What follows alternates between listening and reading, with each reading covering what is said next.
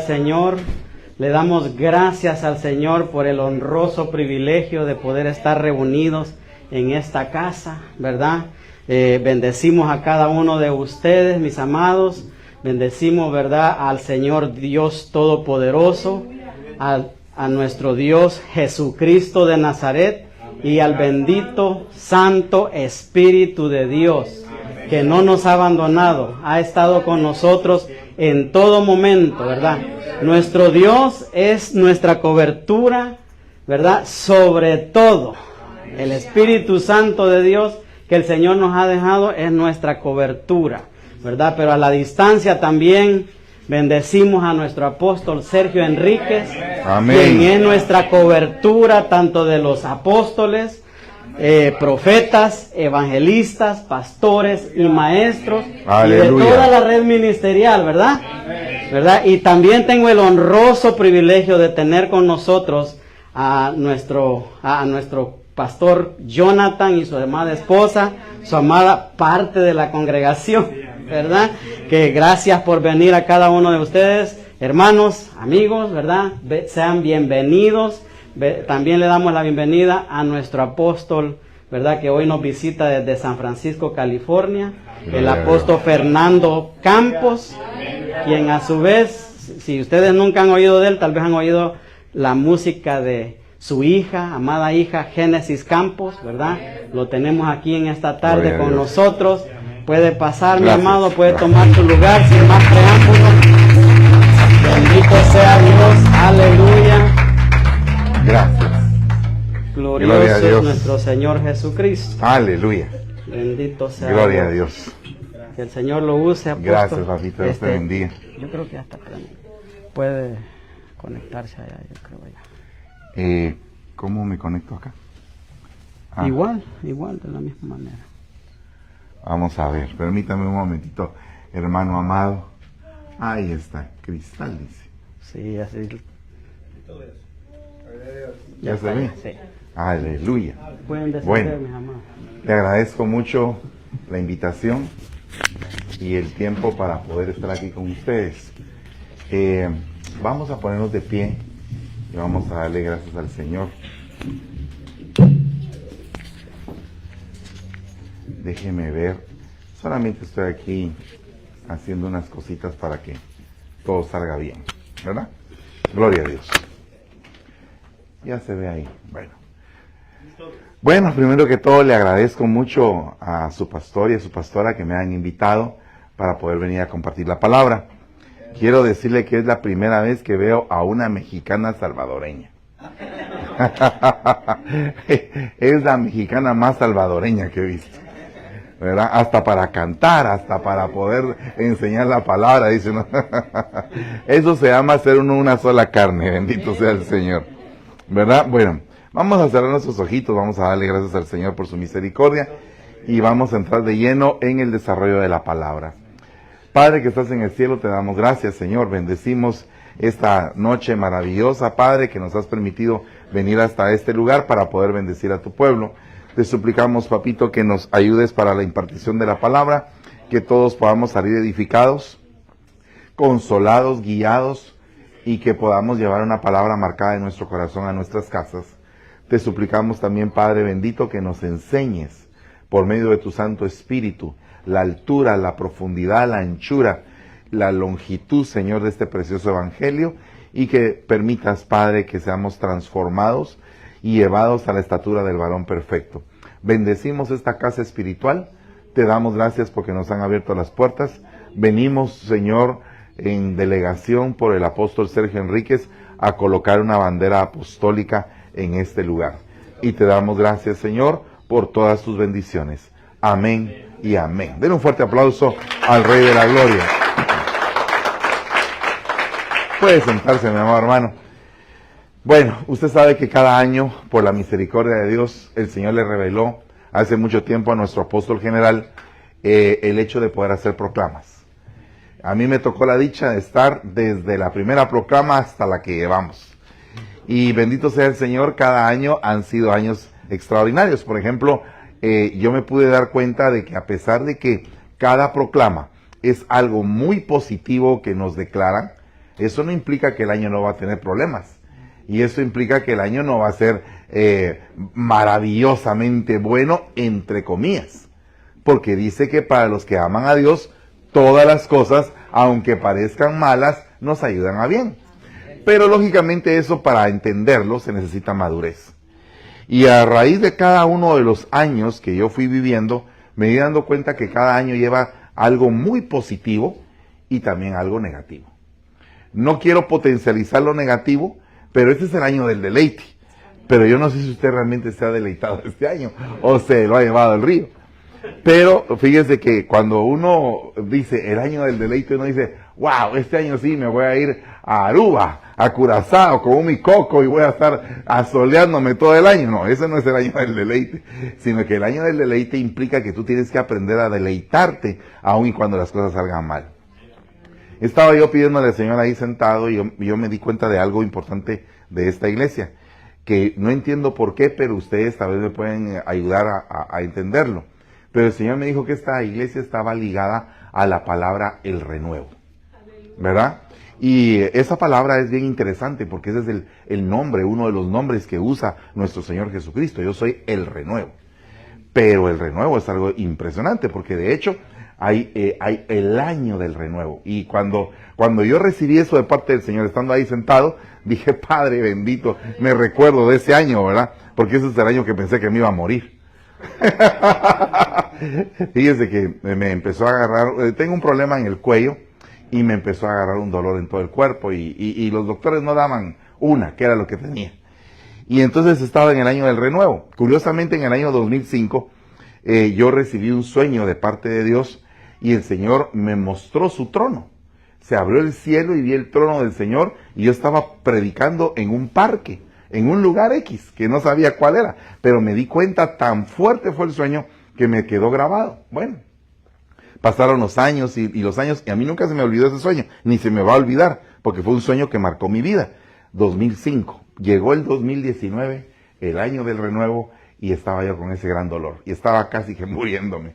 Yo dije, de plano aquí me voy a morir. Dije, yo ya le había hablado a mi esposa, a mis hijos, ya estaba yo arreglándolo todo, hasta estaba pensando, le había hablado a un hijo espiritual que se hiciera cargo del ministerio si yo faltaba.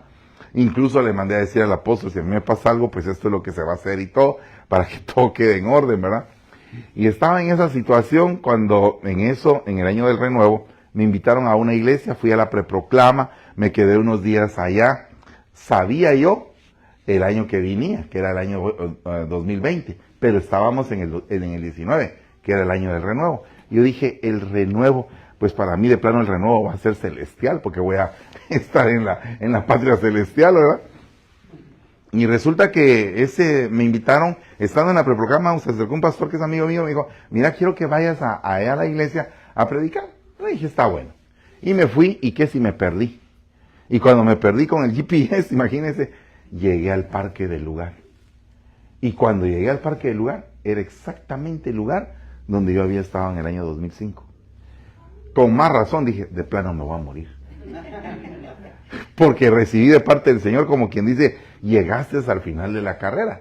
Y ese era como que el sueño que confirmaba el asunto. Bueno, curiosamente, también en ese mismo mes y también en Guatemala, encontré a alguien, un doctor que me dijo, no, mire, usted se va a curar. Y vamos a hacer esto y vamos a hacer esto. Y yo dije, qué raro esto, ¿verdad? Porque había pasado lo del sueño, había aparecido el doctor, y después tuve que regresar a Guatemala en enero. Y curiosamente estaba en el aniversario del apóstol. Y platicando con el apóstol me dice, mira, ¿qué tenés que hacer el jueves? Nada, le dije, venir aquí al estudio de pastores. Y vine con mi esposa. Pues vénganse los dos, me dijo, me van a ayudar a entregar unas espadas proféticas y unos anillos pastorales y vamos a bendecir a todos. Está bien, le dije. Y me fui. Sin saber que en el año 2020, 10 de enero, me iban a reconocer el apostolado. Y ese era el renuevo. Yo dije, wow, dije yo, el renuevo. Entonces no me voy a morir. Dije yo, pero resulta que eso fue en enero del 2020 y en febrero cierran la iglesia. Y se cierra por 2 años. Y yo dije, Dios mío, ¿cómo está todo esto? Y sabe una cosa, que cuando las cosas se vuelven más revueltas, es cuando llega a haber más claridad. Porque es cuando ya no empiezas a ver en la tierra, sino que vas a preguntar al Señor y le empiezas a preguntar, Señor, ¿qué traes tú con esto? Entonces, a raíz de todo esto nació este tema que se llama renovándonos en todo sentido.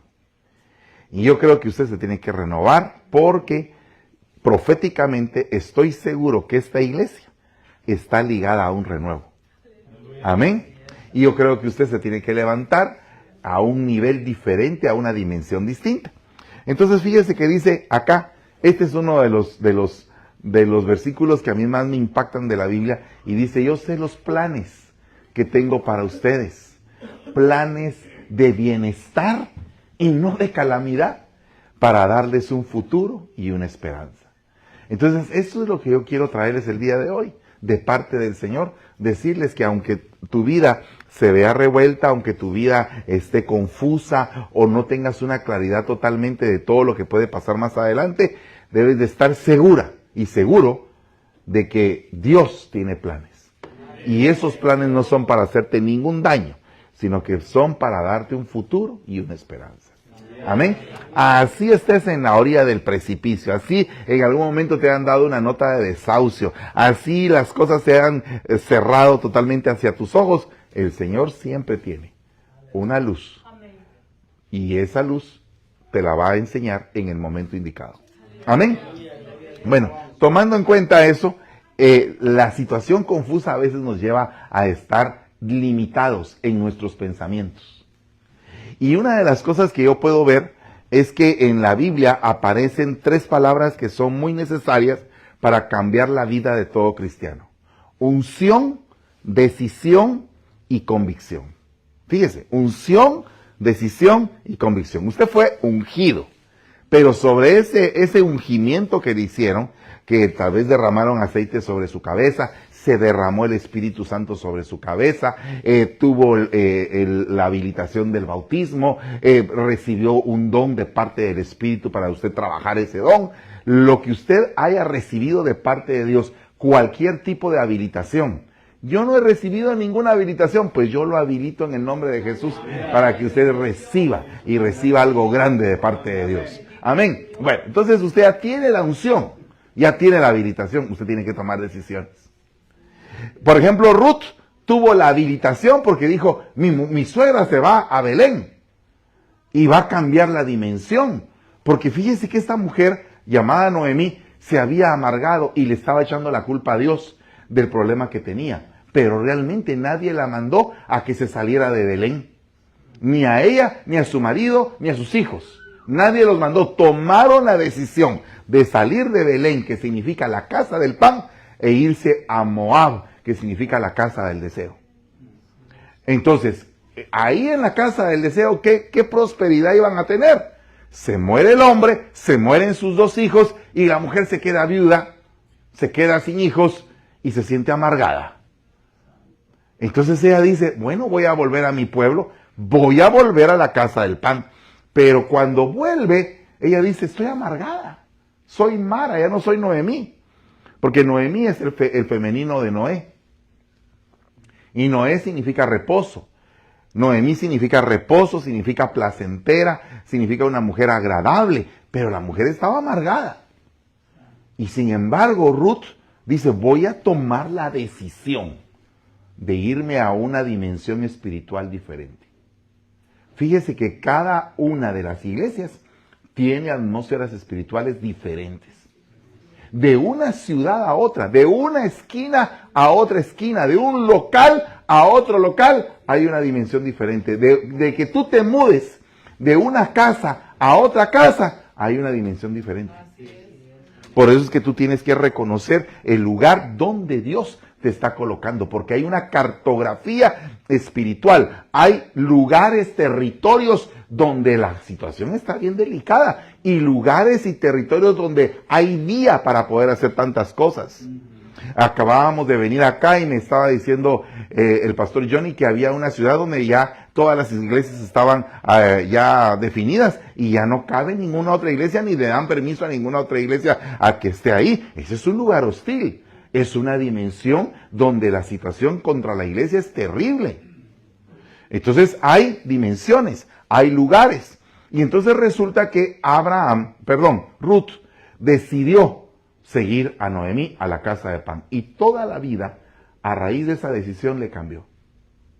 No me permitas que te deje, ni que me aparte de ti. A donde tú vayas, te voy a ir yo. A tu pueblo será mi pueblo, tu Dios será mi Dios, y hasta el sepulcro donde te entierren, a la par me van a enterrar a mí.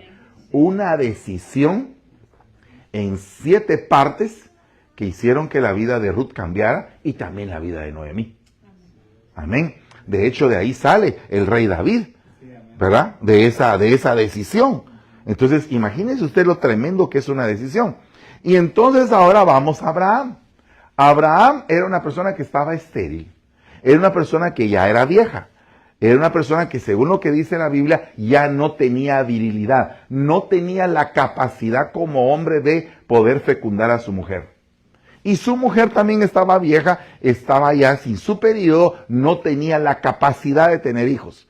Pero, dice, estando convencido de que aquel que había prometido lo iba a cumplir, se llenó de fe. Estando convencido. Entonces, unción, decisión y convicción. Pues ahora resulta que hay un problema, que probablemente estás decepcionado por alguna situación que te pasó en la vida, o porque alguien te dijo que no cambiabas, o porque alguien se burló de ti y te dijo, tú, ¿de qué te sirve ir a la iglesia si de todos modos sigue siendo el mismo? Pues estando convencido yo, como ministro, que el que empezó en ustedes la buena obra la va a terminar, es necesario que nosotros sigamos adelante. No importa lo que nos digan, no importa las opiniones de la gente, no importa lo que piense Pirulí, no me importa. A mí lo que me importa es lo que Dios dice que va a hacer conmigo, y Él dice que empezó la obra conmigo, la va a terminar, pase lo que pase. Amén. Entonces, el problema es que cuando tú estás en el proceso para agarrar esa convicción, te encuevas, te metes en la tienda, te escondes, quieres esconder las cosas en un lagar, y así varios hombres de fe estaban. Elías estaba encuevado, Gedeón se estaba escondiendo, Abraham estaba en la tienda. Pero el Señor dice, sal de esa dimensión. Sal de esa dimensión y mira las estrellas. Mira el polvo, mira la arena. Así va a ser tu descendencia. Señor, estoy viejo. Mi mujer está vieja. Entonces, aquí hay una lucha entre tu verdad y la verdad de Dios. La verdad de Dios rompe tu verdad y vale más por mucho que tu verdad. Entonces, ahora resulta que ahí es donde se empieza. Y entonces ahora dice, donde no hay un buen consejo, el pueblo cae, pero en la abundancia de consejeros está la victoria. ¿Cuántos dicen amén a eso? Entonces, mientras más consejos tengas, más fácil va a ser la reforma hacia tu vida. He tenido muchos consejos en mi vida, hermano. Bendito sea el Señor. Y he tenido buenos consejeros, pero también he tenido que pedirle al Señor que Él los ponga en mi camino, porque yo a veces no sé escoger. Porque a veces vienen también malos consejeros. Porque si estás con la necesidad, el problema es que tienes tu corazón abierto para escuchar, pero puedes escuchar lo que no te conviene. Entonces, no solamente es de escuchar, es de saber saborear lo que te están diciendo con el oído y de pedir confirmación al Señor. Amén. Porque no es solamente de escuchar, porque hay gente que lo que quiere es destruir tu vida, no edificar tu vida. Entonces Dios hace planes. Dice, sabemos que Dios va preparando todo para el bien de los que lo aman. ¿Verdad? En esta versión lo dice de esta manera. Sabemos que Dios va preparando todo para el bien de los que lo aman. ¿Tú amas al Señor? Señor, solo te quiero, dijo Pedro. Algunos piensan que deben de haber muchos requisitos para servir al Señor. A veces las iglesias tradicionales incluso ponen requisitos tan duros para poder servir al Señor. Y en un momento dado de mi vida ministerial puse a alguien a que tocara la trompeta, pero ese alguien no estaba bien. Y yo sabía que no estaba bien. Y con intención lo puse sabiendo que no estaba bien. Y cuando lo puse, entonces se acercó una hermana y me dijo, ¿ya sabe usted a quién puso en el altar? Sí, le dije, ya sé quién puso en el altar. Y a mí se me enchina la piel solamente de verlo ahí parado. Siento que el altar está profanado. Y usted lo puso. Fíjese que conozco a un pastor, le dije, que por 3 años tuvo a un servidor y él sabía que se robaba las ofrendas. Y lo dejó ahí. ¿Quién es ese pastor? Jesús de Nazaret. ¿Y quién es el servidor? Judas Iscariote. Y no solamente servidor, le dio el cargo de apóstol. A veces, y dice la Biblia, que él sabía que era diablo. O sea que el Señor en su iglesia tenía un diablo sirviendo.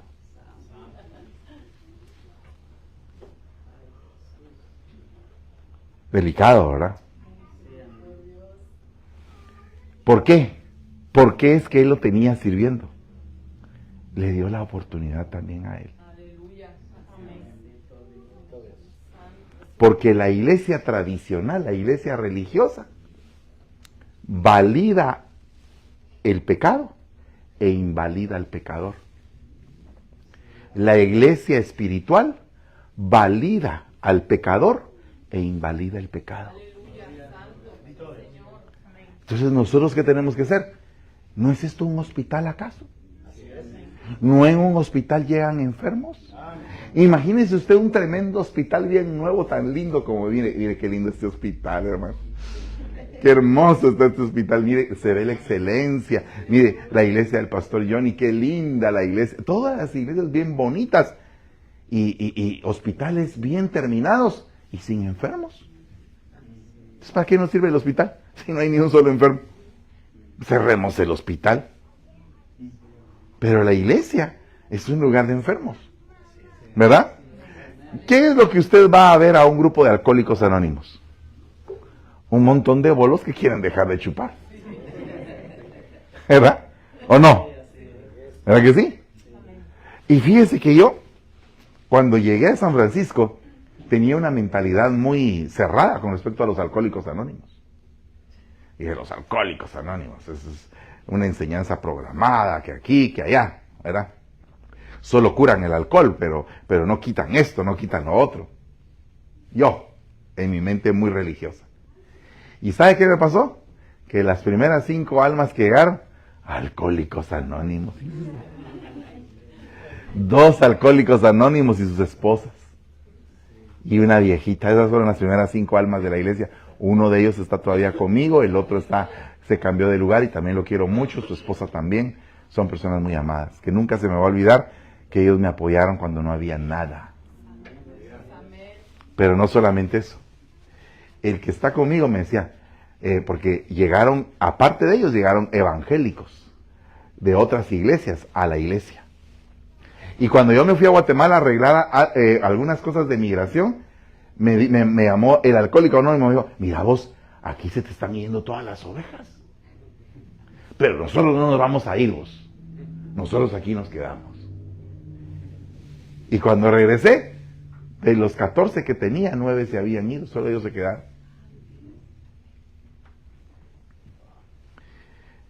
Y me dice él, mira, me dijo, solamente muerto me voy a ir yo de la iglesia. Hasta el día de hoy ahí está sentadito, siempre. Pero hace 4 años, creo que fue, o 5, le diagnosticaron que sus riñones estaban muertos y que tenía que empezar diálisis. Y se puso a llorar, pero no se quejó conmigo. Pastor, mira, esto me pasó. No, bien machito. Me dice, mira, fíjate que me diagnosticaron que los riñones los tengo muertos. Y pues voy a empezar diálisis. Yo le pedí al Señor, le dije, mira, Señor, ¿has visto que he estado fiel en tu casa todos estos años? ¿Has visto que te he honrado y te he amado siempre? Y que he estado aquí en la casa y que he obedecido al pastor. Por favor, Señor, te encargo que están en mis riñones. Y lo pusieron en la lista de trasplante. Lo pusieron hoy en la lista de trasplante. A las 2 semanas le dijeron, mire, don Julio, ya tenemos los riñones, véngase para acá. Él colgó porque pensó que era una broma. Y se puso a llorar. Y lo volvieron a llamar. Véngase rápido, esto no es una broma. Aquí están los riñones. Y tiene 2 riñones nuevos.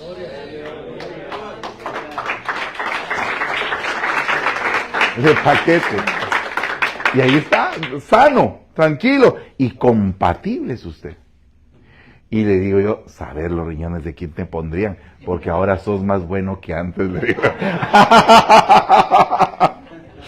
¿Verdad? Entonces Dios hace planes, Dios tiene planes para mostrar su poder milagroso, poderoso. ¿Y no pudo haber sanado Dios los riñones de él? Claro que sí, pero decidió que fuera por esa forma. Dios tiene planes. Y Dios tiene planes para esta iglesia. Dios tiene planes para ti. El plan es una intención, es un proyecto, un modelo con un sistema elaborado que se hace antes de actuar. Ahora yo me pregunto, si Dios tiene planes, ¿tú tienes planes? Porque fíjese que Dios tiene un plan de vida, que es la salvación. Un plan de inversión, que es la sangre de Cristo. Un plan de estudios, que es la casa del Padre, donde tú aprendes la doctrina. Un plan económico, lo que se va a gastar en tu capacitación, porque no vas a creer que Dios no gasta en tu capacitación. ¿Verdad? Gasta en tu capacitación. Y dice aquí, un plan de obras, que es la impartición del Espíritu Santo para que tú, a través de los dones, puedas hacer buenas obras. Un plan de acción, los ministerios trabajando. Un plan operativo, el sacrificio de Cristo en la cruz del Calvario. Un plan de trabajo, que Él se convierte en tu abogado. Un plan de contingencia. ¿Qué es ese plan de contingencia? Es que puedes fallar. Que puedes pecar. ¿Y qué hacemos que ya pecaste? Ya recibiste a Cristo y pecaste. Y caíste bien horrible pues. Bien feo, ya llevábamos años contigo trabajando y te veniste abajo. ¿Qué es lo que hace una verdadera iglesia espiritual? Levantamos al caído. Véngase. ¿Qué hace un grupo de alcohólicos anónimos cuando alguien vuelve a chupar? Venite, por favor, compadre, vamos, vas a cambiar otra vez. Venite, te vamos a fortalecer. ¿Verdad? Porque eso es lo que hace la hermandad. Y dice ahí, un plan de retiro. Terminar la carrera. Ahora, estos planes que usted ve aquí, son los planes que usted debería de tener en su vida. Hágase usted el examen. Usted tiene un plan de cómo vivir. Yo tengo un plan de vivir hecho pedazos, hermano. Por favor. O alguien puede decir, ¿usted tiene plan de vida? Ni plan tengo usted. Pero ni plan para morirme tengo. Mucho menos para vivir. Fíjese que yo vendí seguros funerarios. Hay cosa más difícil para vender, hermano. Nadie piensa en morirse. Peor en Guatemala. Aquí la gente tiene un poco de más mentalidad acerca del seguro porque lo obligan. El policía, deme su aseguranza y usted tiene que enseñar, sin un gran ticket, hermano. O le quitan el carro. Pero ahí en Guate no.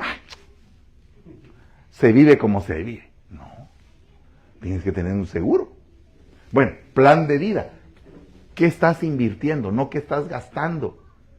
¿Cuánto estás invirtiendo de lo que ganas? Nada, usted. ¿En qué puedo invertir? Voy a comprar mi carro. Esa no es inversión. Eso no es inversión. Al año siguiente el carro vale menos. Un plan de estudios. Ya tienes tú un fondo para que tus hijos vayan a la universidad. Ahí que miren como puedan. Un plan de obras, un plan económico. ¿Cómo se hace un plan económico? ¿Alguna vez te enseñaron a hacer un presupuesto? ¿Para qué presupuesto usted si gano tan poco que ya sé en dónde lo voy a dejar? No, pues para eso se hace un presupuesto, ¿verdad? Un plan de acción, actuar. ¿Cuándo vamos a empezar a hacer esto? ¿Verdad? ¿Qué obra vamos a realizar? La obra que vamos a realizar es que nos vamos a dedicar los dos juntos a hacer una casa, los dos juntos a hacer que nuestros hijos tengan un buen lugar para estudiar, los dos juntos para comprarle el piano a la muchachita o la trompeta al muchachito. Nos estamos garantizando que ellos estén en la casa de Dios. ¿Sabe usted que el grupo de alabanza de una iglesia deben de ser niños? Porque así los vamos a tener metidos en la iglesia por un montón de tiempo, aprendiendo el arte de la música. ¿Verdad? Y yo oí en algún momento que alguien dijo, salmistas y no artistas. No. Salmistas y artistas. Porque, perdón, la palabra arte es una palabra que te habilita el Señor según el Espíritu de Bezaleel, para que fuera pleno en todo arte. En el arte del templo. Bueno, no quiero detenerme aquí, porque si no, no terminamos. Pero solamente me voy a ir al final. ¿Tiene usted un plan de retiro? A mí me lo quitan ahí por obligación en el trabajo usted. Pero aparte de eso, ¿usted tiene algún plan de retiro? ¿Sabe usted que llega el día en que le duelen a uno los huesos? ¿Y sabe usted que llega el día en que uno se puede enfermar? ¿Qué vas a hacer en ese momento? ¿Cómo vas a vivir? ¿De qué vas a vivir? ¿Me entiendes? O sea, la vida está sujeta a planes. No está sujeta a lo que venga. No, a planes. Porque Dios planifica. Entonces, busquémonos un consejero. Un consejero que pueda estructurar la vida si nosotros no la podemos estructurar. Amén. ¿Cómo tendría que ser el consejero que tengo que buscar para no caer? Para no caer. Porque dice que por falta de consejeros el pueblo cae. Pero si tengo consejeros va a ser más difícil que caiga. Entonces el consejero tiene que ser paciente, tiene que ser objetivo. O sea, ver problema por problema. Debe de ser independiente. Esa palabra independiente es un poquito delicada, porque independiente no significa estar fuera de cobertura. Independiente no significa ser un rebelde. No. Independiente significa que tiene un carácter para aconsejar. Un carácter formado. Usted se ha dado cuenta que hay hijos que uno les da un poco de más independencia y otros hijos que no les da uno mucha independencia, porque uno dice, si lo suelto se me va. Ya no regresa. ¿Verdad? Entonces este tiene que estar un poco más controlado que este. Pero hay un niño que tú le dices, mira, agarra el carro y te vas y regresas. Y va y regresa y no se desvía en el camino. Hay otro que le dices, te doy el carro y ni se aparece en 4 días. Entonces esa independencia no significa rebeldía o libertinaje. Esa independencia significa carácter. De ahí analítico, tiene que tener análisis de tu problemática. ¿Qué es lo que te está pasando? ¿En dónde empezó el problema? ¿Por qué es que se te está dando esto en la vida? ¿No puedes un poco aclarar más tu mente y pensar un poco más abiertamente y ver por qué es que se está repitiendo esta situación en tu vida? Y de ahí viene, tienes que ser específico. Entonces, abres y cierras. ¿A qué se refiere eso? A que abres la mente de la gente y después te enfocas específicamente en lo que le está pasando. Y después empiezas a generar consejos. ¿Ya pensaste en esto? ¿Ya pensaste en aquello? ¿Ya pensaste aquí? ¿Ya pensaste allá?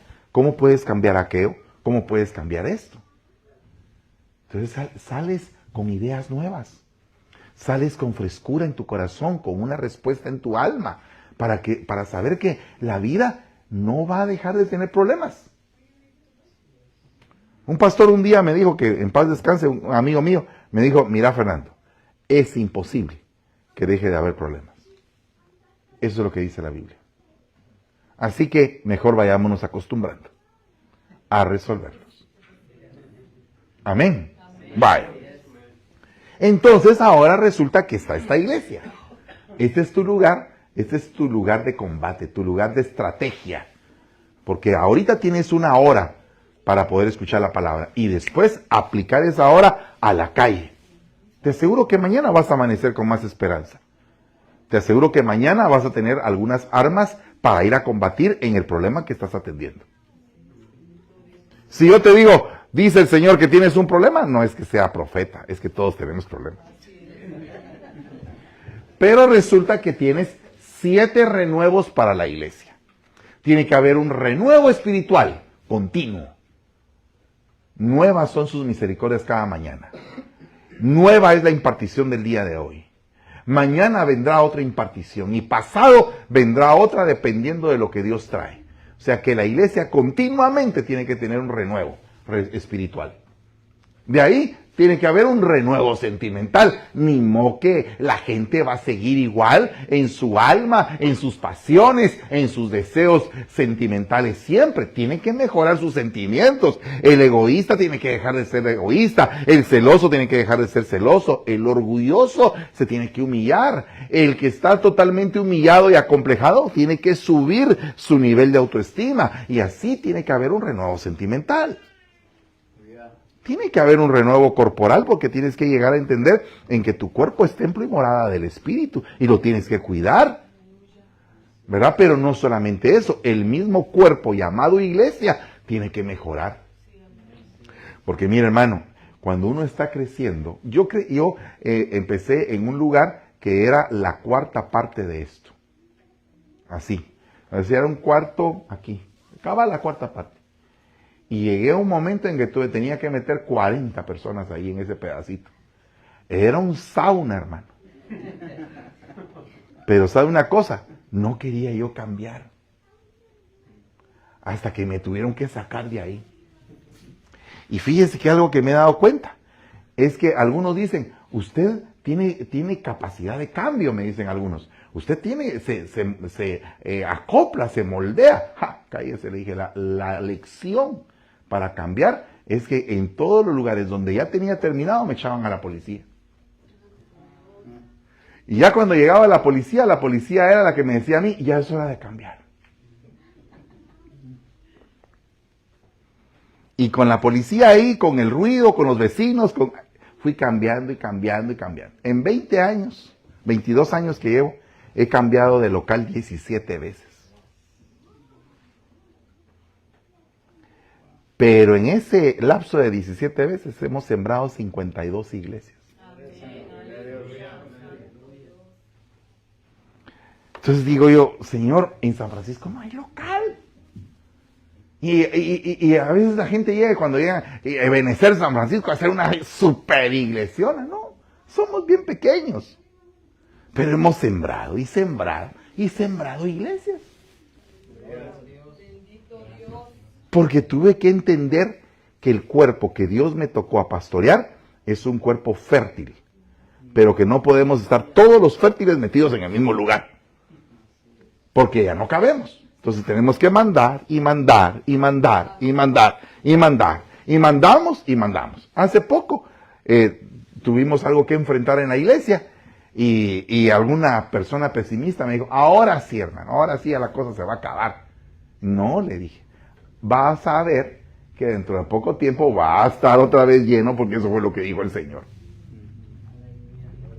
Y ahora tenemos ya varios domingos de que está lleno, que no cabe la gente. Ya estoy preocupado, porque puede llegar la policía o algo puede pasar, Dios mío.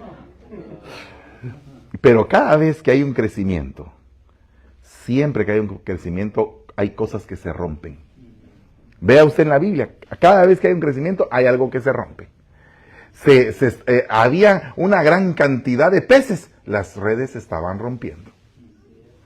Había una cantidad de multiplicación de harina y aceite y ya no habían más vasijas.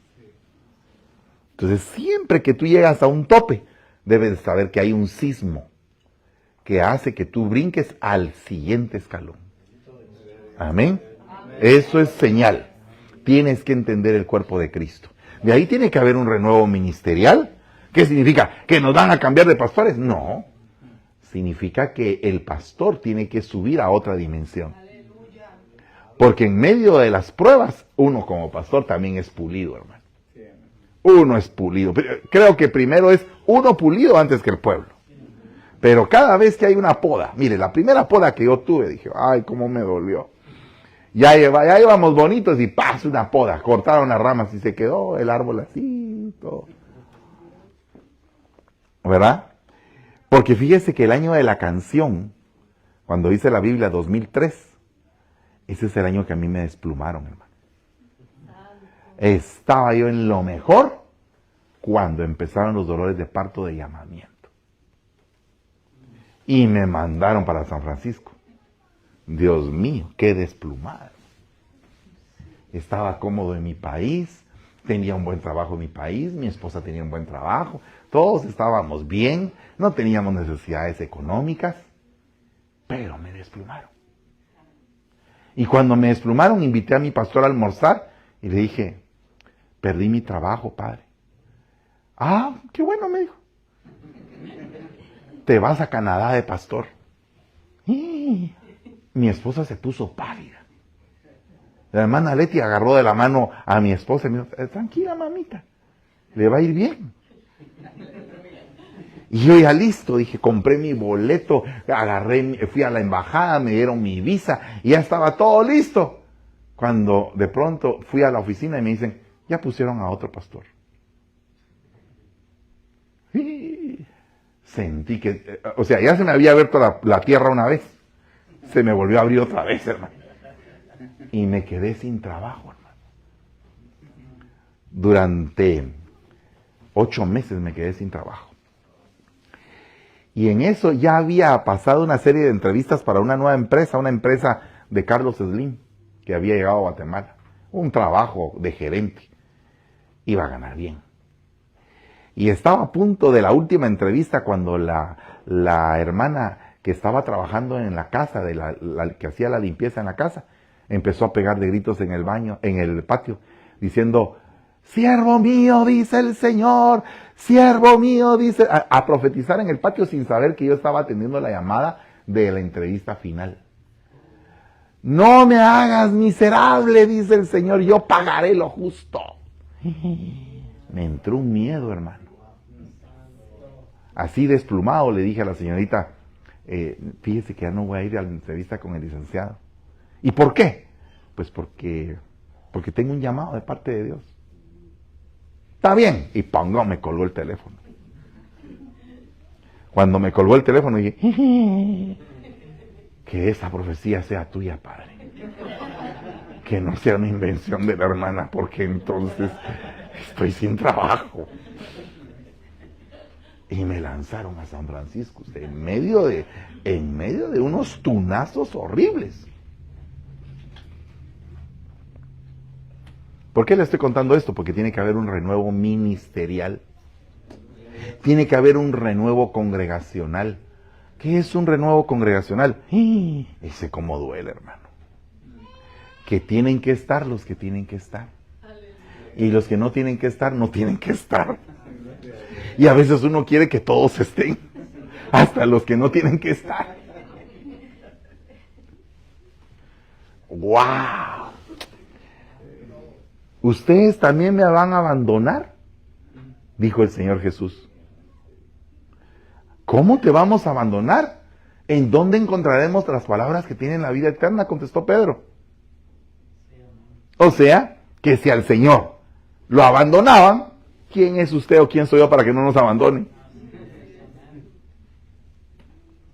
O sea que hay gente que tiene que irse y gente que tiene que venir. Y a veces los que no se van son los que están deteniendo el crecimiento. Qué terrible eso, ¿verdad? Pero es que eso es renovación, eso es renuevo. Es delicado. Tiene que haber un renuevo de gobierno. ¡Wow! Ese cómo me ha costado entenderlo. Ese renuevo de gobierno es, Moisés, suelta la vara. Y se vuelve una culebra. Y Moisés huyendo de la culebra. Moisés toma la culebra otra vez y se le vuelve vara. Eso el Señor me enseña mucho acerca del gobierno, porque el gobierno mío ha tenido que ser renovado en mi casa. ¿Qué significa eso? En mi hogar. Que cuando yo me casé con mi esposa no sabía ni ser esposo ni ser papá. Y las dos cosas me pasaron al mismo tiempo.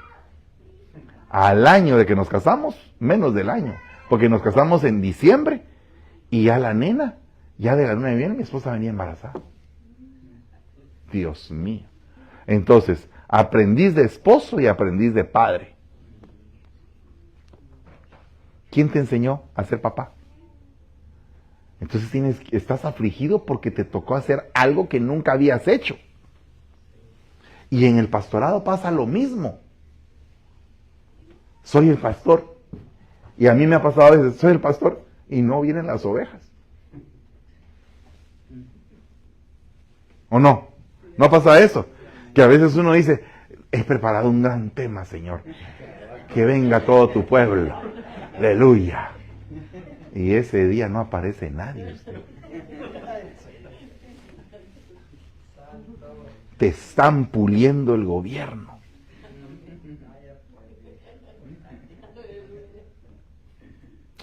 Te están puliendo el gobierno. O como cuando aquel inaugura su primer espacio en Facebook, ¿verdad? Y está el predicador y dice uno, Señor, ¿cuántos ojitos habrán viendo? ¿verdad? Y cuando ves solo un ojito, y dice uno, Señor, gracias, por lo menos hay un ojito. ¿Qué si es tu hijo que está viendo la predica?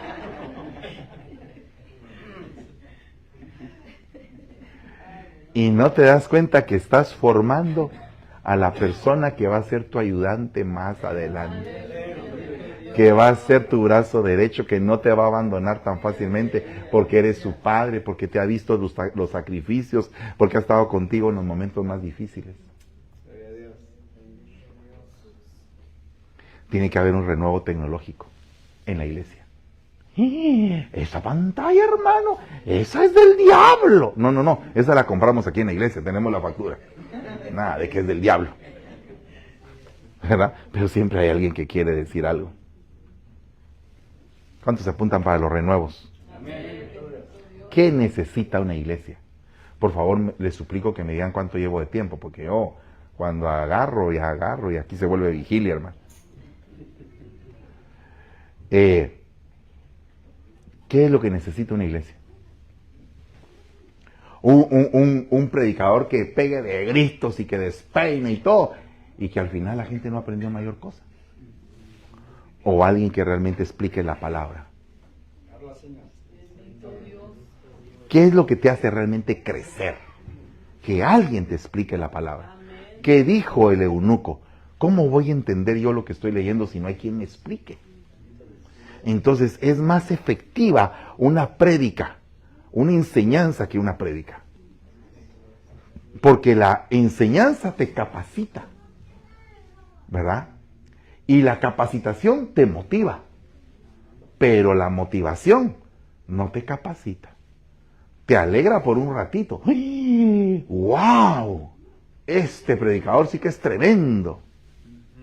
Me recuerdo yo que cuando empecé, estábamos así pequeñitos, empecé y llegó a San Francisco uno que le decían el muerto vivo. Que había estado 24 horas muerto en la morgue y que de pronto resucita y que había sido llevado al infierno y al cielo y todo el mundo ahí en San Francisco pendientes del muerto vivo.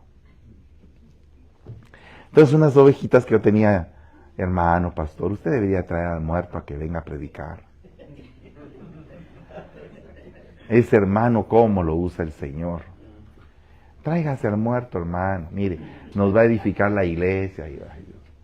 Y yo, celoso, posesivo, acaparador del rebaño. Dije, bueno, traigamos al muerto, pues. Y llegó el muerto. Pegaba de gritos. Y todas las hermanas llorando. Este sí es el gran poder de Dios, decían. Y yo, miguas, ¿verdad? Como yo no puedo predicar muy bien, sino que puedo enseñar, pero no puedo predicar tan bien. Entonces, este sí tiene unción, hermano. Usted no. Pero este sí. Total, de que de pronto 4 hermanitas se me acercan y me dicen, mire hermano, ¿nos da permiso para acompañar al hermano muerto para poderlo asistir en las iglesias a donde va? Ay, dije, estás como, hermanas, miren, si aquí tienen palabra, ¿a qué van a ir con...? No, es que mire que él necesita ayudantes y que está convocando a un grupo de oración y que, ay, bueno, vayan pues. Yo dije, van y ya no van a regresar de plano. Y se fueron como por 3 meses, se desaparecieron, hermano. Dije, bueno, se perdieron, el muerto se las llevó. Como al 4.º mes aparecieron las 4, sin decir nada.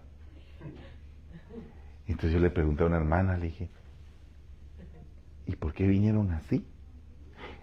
Como la hermana era muy comunicativa, ¿va? ¿A que no sabe qué les pasó? No, le dije. El muerto le sacó $4,000 a cada una.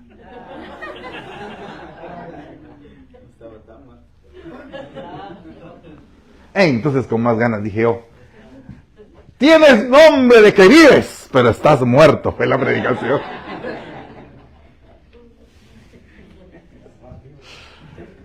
Porque ese se pasó de vivo, hermano. ¿Qué es lo que hace que realmente la gente crezca? Un liderazgo capacitador. ¿Y qué es lo que hace que una persona crezca? Una persona que quiere ser capacitada. Usted viene a ser capacitado aquí para tener una buena vida. Una vida de prosperidad. ¿Qué es una vida de prosperidad? Una vida donde la palabra de Dios te llene de tal forma que tengas sentido de satisfacción con todo lo que tienes, sea poco o sea mucho. ¿Y sabes por qué te lo digo?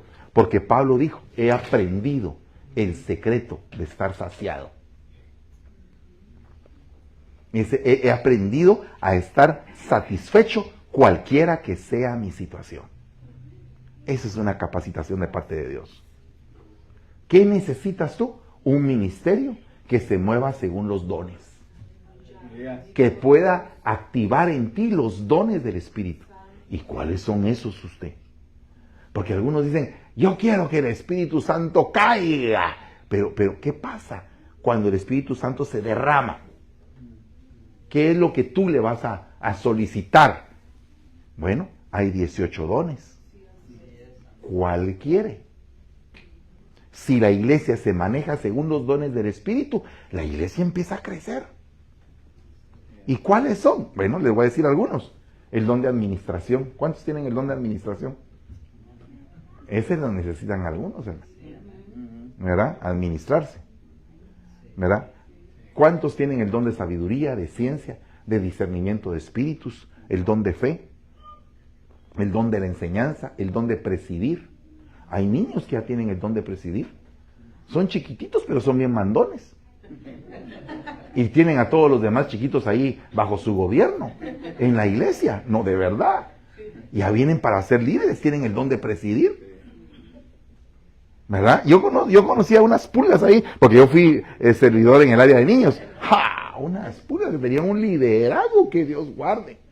Tremendos líderes. Mira, vos vas a aceptar eso. Y todos, amén. Y vos te pones aquí. Y vos acá. Y eran niños. Pero tenían el don de presidir. Tenían liderazgo natural.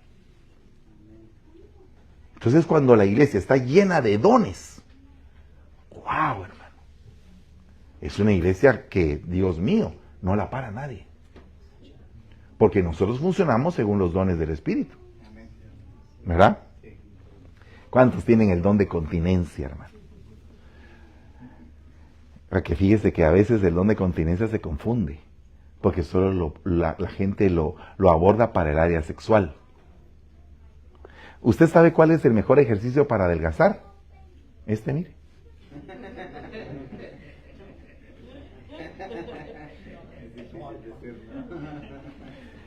Es este, mire, este. Es el don de continencia. ¿Verdad? Porque dice la hermana, mire hermano, yo estaba dispuesta a bajar 30 libras, pero pasaron cosas, hermano. ¿Qué pasó, hermana? Pasaron hamburguesas, tacos, fideos, tamales. ¿Cuántos se han propuesto en algún momento adelgazar y no lo cumplen, hermano? me uno en su dolor, estoy en su equipo, hermano, nos ha costado, pero le estoy pidiendo don de continencia al Señor. Amén. Don de continencia. Bueno, pero tenemos que saber cuál es el don que tenemos que aprender. Dice que también tenemos que tener una espiritualidad ferviente. ¿Qué es tener el fuego del Espíritu realmente? Es estar temblando y sudando. Amén. Eso puede ser una manifestación y gloria a Dios por esas manifestaciones. Pero la espiritualidad ferviente se muestra en la madurez de la gente, que no la mueve tan fácilmente ciertas cosas que pasan en la iglesia, porque perdone, cosas en la iglesia siempre van a pasar, porque estamos nosotros aquí metidos. Y tanto usted como yo todavía tenemos áreas que no hemos podido cambiar. Entonces tenemos que comprendernos a soportarnos los unos a los otros. Amén. Estructuras que sean funcionales. ¿Qué es una estructura funcional? Que cada quien esté en el lugar donde debe de estar. El de la bienvenida, y siempre hablo por el de la bienvenida, ¿verdad? Porque el de la bienvenida tiene que tener la sonrisa de sandía, hermano. Ese es el que tiene que tener la sonrisa más bonita de la iglesia. Hermano, pase adelante, siéntese, qué alegre que vino. Ese es la bienvenida. No va a poner ahí uno que vive bravo con todo el mundo, ¿verdad? Aleluya, pase, siéntese. Qué feo eso, ¿ah? Tiene que estar más alegre de todos, ¿verdad? Tienes que tener un culto inspirador. Tiene que haber un culto inspirador, que cuando salgas del culto digas, me llevo esto. Te pregunto hoy, ¿qué te llevas de este culto? ¿Verdad? Yo me llevo un mensaje muy lindo en mi corazón de ver a sus pastores, que su pastor es salvadoreño, su pastora es mexicana, pero su pastora mexicana habla como salvadoreña.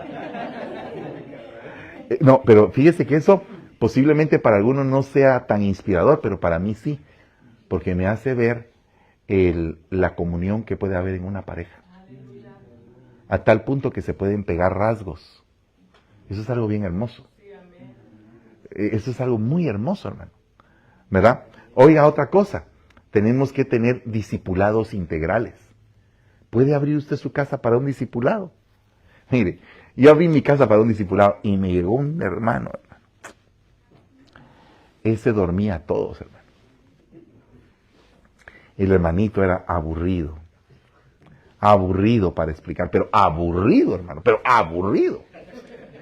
Y le tocó la familia de los eléctricos, porque todos en mi familia somos eléctricos. Somos alta tensión, hermano. La Génesis, ay Dios mío, ni le cuento. Un día hacemos concursos de quién es el más eléctrico, hermano. ¿Quién es el más desesperado, el más... ¿verdad? A veces gano yo. A veces gana Génesis. Y un día estábamos sentados en la mesa y les dije, ¿quién es de nosotros cuatro el más dominante? Pensé que iban a decir que su mamá. Le dije, plano, esa pregunta era para que dijeran los dos niños, mi mamá. Y tú sos un pan de Dios. Eso pensé que iban a decir. ¿Qué si dicen, tú sos el más dominante, papá? ¿Por qué haces esa pregunta? Me dice mi hijo, tú sos el más dominante. ¿Tú por qué estás defendiendo a tu madre? Le digo. Y dice mi hija, no, tú sos el más dominante. Porque está el dominante agresivo y el dominante afectivo. Está el pasivo agresivo. Hay gente que es bien así, como que nada, pero Dios mío. Así como que se ríe, bien tranquila, ¿sí? Sí, hermanito, pero aquí se hace lo que yo digo. ¿Verdad? Pero fíjese que, ¿qué tiene que ver eso con los discipulados integrales? Nada. Pero es un corte comercial. Mire pues. ¿A qué se refiere con esto de los discipulados integrales? Que usted tiene que abrir su casita para que le van a enseñar la palabra. ¿Y qué pasa cuando alguien llega a enseñar la palabra? Usted tiene que preparar las tostadas, el cafecito, el pan dulce, para engordar más, con café.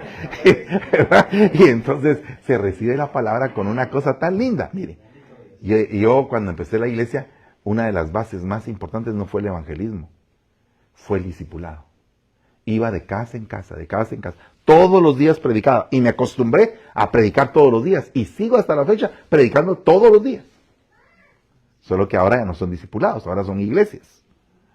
Pero esto ha crecido de esa manera, en el discipulado. Bueno, voy terminando. El evangelismo según la necesidad. Después de que ya haya gente preparada, entonces a evangelizar. Porque entonces a la hora de evangelizar van a saber qué decir.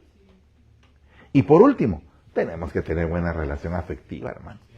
Que se sienta un ambiente de amor en la iglesia. Entonces, mire, me voy a saltar a esto, porque el tema es bastante largo, pero mire todo lo que me va a saltar. Bueno, aquí está.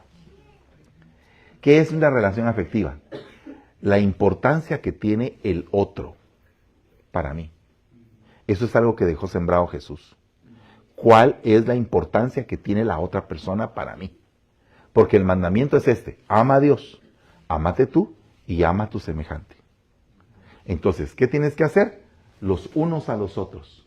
Amaos los unos a los otros. Confesaos vuestros pecados los unos a los otros. Llevad las cargas los unos a los otros. Alentaos, edificaos, estimaos, busquen el bien los unos por los otros. Exhortaos, amonestaos, sed hospitalarios los unos con los otros. Sírvanse los unos a los otros y acéptense los unos a los otros. Si usted pone esta figura en su casa, se va a dar cuenta que ni en su familia usted la cumple. Ni en su familia. Entonces, ¿por qué nos quejamos de que a veces la iglesia no funciona? Porque ni en la familia, ni en el núcleo familiar a veces se cumple esto. Entonces, para concluir el mensaje, ¿qué es lo que le traigo? ¿Se recuerda que le dije que era un renuevo, verdad? Bueno, reciba el renuevo. Ese es el renuevo, mire. Sed fructíferos, sean fecundos, sean santos, sean fuertes, valientes, bondadosos, diligentes, prudentes, sabios, sean salvos, astutos, inocentes, afectuosos, maduros, sobrios, pacientes, misericordiosos, agradecidos, hacedores. Al final dice, sean perfectos. Esa palabra ser tiene toda esa lista. Tiene versículos bíblicos. Toda la lista. Entonces me pregunto, ¿qué es lo que te falta hacer? Cuando tú seas eso, serás semejante al Hijo de Dios. Cuando tú seas eso, habrá un renuevo total en tu vida.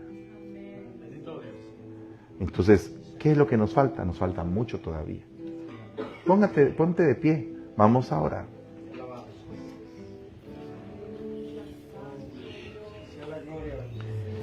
Tienes el deseo de un renuevo. Ahí donde estás, levanta tu manita y dice, Señor, yo quiero ese renuevo para mí. En el nombre de Jesús.